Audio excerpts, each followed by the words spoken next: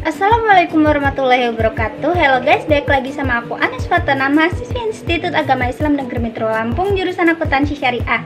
Nah, kali ini aku mau kasih penjelasan tentang hardware dan software. Berikut video penjelasannya. Nah, berikut penjelasan tentang hardware dan software. Hardware. Pengertian hardware. Hardware atau dalam bahasa Indonesia disebut perangkat keras adalah semua bagian fisik komputer. Identitas yang membedakan hardware adalah data yang berada di dalamnya atau yang beroperasi di dalamnya, dan dibedakan dengan perangkat lunak software yang menyediakan instruksi untuk perangkat keras dalam menyelesaikan tugasnya. 1. Input. Input adalah perangkat memasukkan untuk unit komputer yang cara kerjanya memberikan perintah secara langsung dengan menghasilkan informasi berbentuk digital kepada para pengguna. Ada beberapa macam perangkat keras berjenis input yang diciptakan untuk komputer. Berikut adalah contohnya. 1. Keyboard, 2. Mouse, 3. Joystick, 4. Scanner. 2. Output. Perangkat output adalah perangkat komputer yang digunakan untuk menampilkan atau menyampaikan informasi kepada penggunanya. Informasi yang ditampilkan oleh komputer sudah diterjemahkan oleh teknologi komputer itu sendiri, sehingga dapat dipahami penggunanya dengan mudah.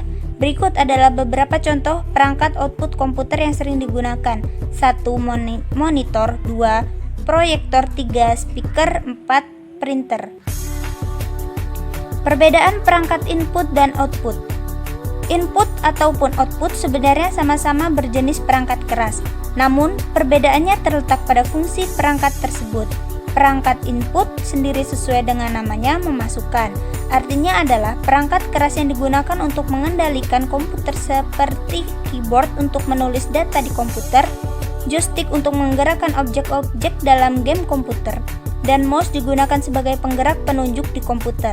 Sedangkan perangkat output adalah perangkat keluaran yang artinya mengeluarkan data dari komputer, seperti monitor mengeluarkan informasi, proyektor mengeluarkan video atau gambar, printer mengeluarkan data ke media kertas, dan headset mengeluarkan suara.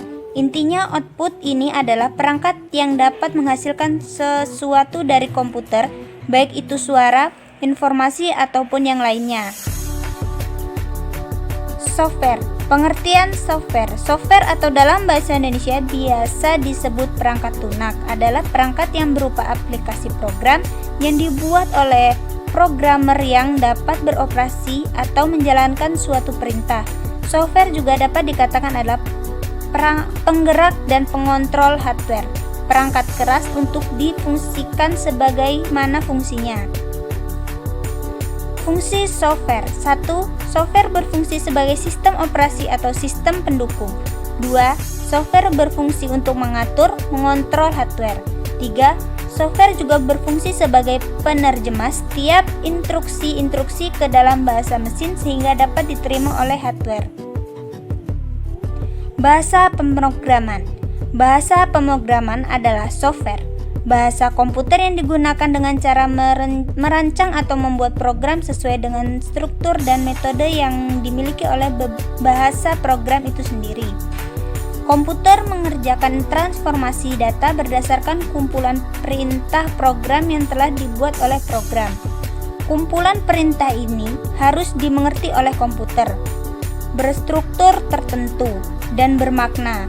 Bahasa pemrograman merupakan notasi untuk memberikan secara tepat program komputer. Berbeda dengan bahasa, misalkan bahasa Indonesia dan bahasa Inggris yang merupakan bahasa alamiah, sintaksis dan semantik bahasa pemrograman komputer dibentuk secara jelas dan terstruktur. Sehingga bahasa pemrograman juga disebut sebagai bahasa formal. Jadi dengan kata lain seperti translator ke bahasa mesin.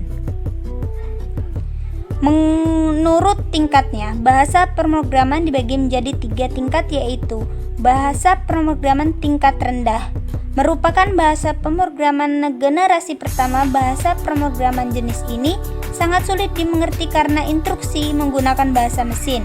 Biasanya yang mengerti hanyalah pembuat saja karena isi pemrograman berupa kode-kode mesin.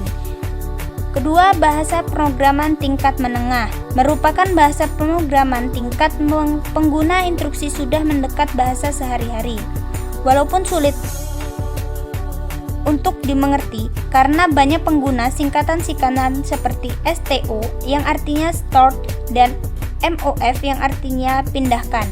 Yang tergolong dalam bahasa ini adalah assembler.